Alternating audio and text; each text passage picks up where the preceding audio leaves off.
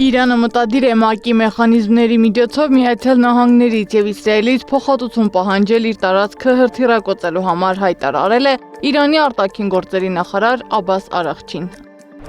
Իրանը կարող է մի քանի ամսում վերսկսել հարստացված ուրանի արտադրությունը, չնայած Միացյալ Նահանգների և Իսրայելի հարվածներից հետո միջուկային ենթակառուցվածքների լուրջ վնասներին այն ամբողջությամբ չի ոչնչացվել, հայտարարել է ՄԱԳԱՏԷ-ի գլխավոր տնօրեն Ռաֆայել Գրոսին։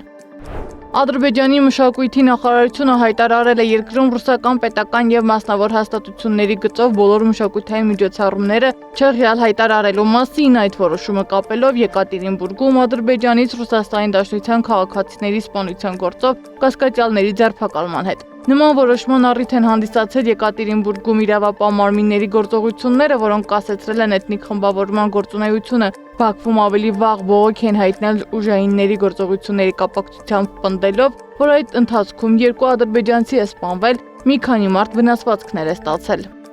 Ադրբեջանի Միլլի Մեջլիսի նախագահի առաջին տեղակալ Ալի Ահմեդովի գլխավորած խորհրդարանական պատվիրակությունը չի մասնակցի Մոսկվայում կայանալիք Ադրբեջանի և Ռուսաստանի Դաշնության միջև համագործակցության միջխորհրդարանական հանձնաժողովի 23-րդ նիստին։ Այցի չեղյալ հայտարարելու պատճառը Եկատերինբուրգում տեղի ունեցած իրադարձություններն են։